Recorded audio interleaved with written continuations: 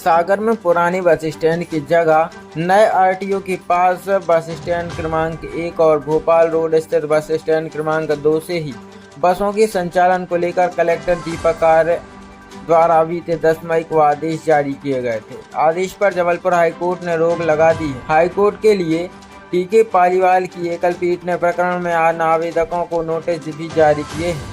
अगली सुनवाई 22 जुलाई को तय की गई है। बस संचालक विमल सिंह ठाकुर और अनुपम भट्ट की याचिका पर हाईकोर्ट ने यह फैसला दिया है। याचिकाकर्ता के वकील ब्रजेश दुबे ने हाईकोर्ट को बताया कि कलेक्टर का आदेश पूरी तरह से क्षेत्राधिकार के विरुद्ध है। यह मोटर व्हीकल एक्ट एवं मध्य प्रदेश मोटर यान नियम के भी विरुद्ध है। अधिवक्ता ब्रजेश दुबे ने बताया कि बसों का संचालन केवल नोटिफाई बस स्टैंड से ही किया जा सकता है। इस संबंध में आदेश करने का अधिकार क्षेत्रीय परिवहन प्राधिकारी को है, न कि कलेक्टर को। सुप्रीम कोर्ट द्वारा भी इस संबंध में निर्णय दिए गए हैं कि नोटिफिकेशन के बिना बस स्टैंड का निर्धारण नहीं हो सकता। इसके बाद हाईकोर्ट ने स्टे का आदेश दे दिया।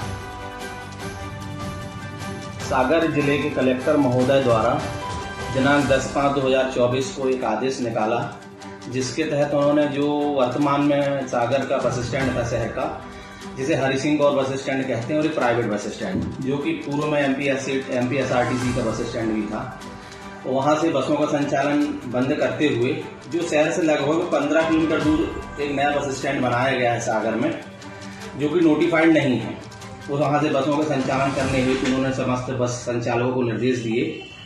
उस आदेश को बस संचालक विमल सिंह ठाकुर और अनुपम भट्ट द्वारा माननीय उच्च न्यायालय में चैलेंज किया गया और इस आधार पर याचिका यहाँ प्रस्तुत की कि मोटर व्हीकल एक्ट के सेक्शन 96 और एमपी मोटर व्हीकल रूल्स 204 के तहत केवल आरटीए को अधिकारता है कि बस स्टैंड के संबंध में नोटिफिकेशन निकाले, और वो नोटिफिकेशन राजपत्र में उसका प्रकाशन होना चाहिए। माननीय सुप्रीम कोर्ट ने भी इस संबंध में अनेक निर्णय दिए हैं, जिसके तहत माननीय सुप्रीम कोर्ट ने भी यह नया दृष्टांत दिया है कि बसों का संचालन नोटिफाइड बस स्टैंड से ही होता है। इसके साथ साथ अन्य यहाँ पर आधार लिए गए कि जो बस स्टैंड है वो काफी दूर है, लगभग 15 किलोमीटर शहर से दूर है।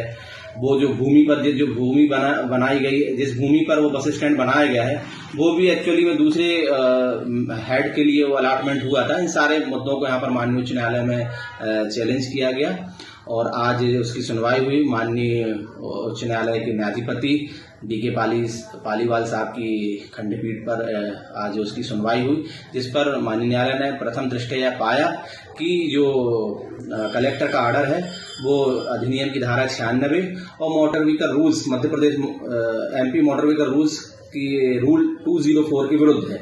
यह पाते हुए माननीय उच्च न्यायालय ने याचिका पर अनावेदकों को नोटिस जारी किए और जो कलेक्टर का ऑर्डर था 10/5/2024 का नए बस स्टैंड का संचालन करने के लिए, पुराना बस स्टैंड का संचालन बंद करने के लिए, उस पर स्थगन दिया गया है और नोटिस जारी किए गए हैं। ब्रजेश दुबे, एडवोकेट।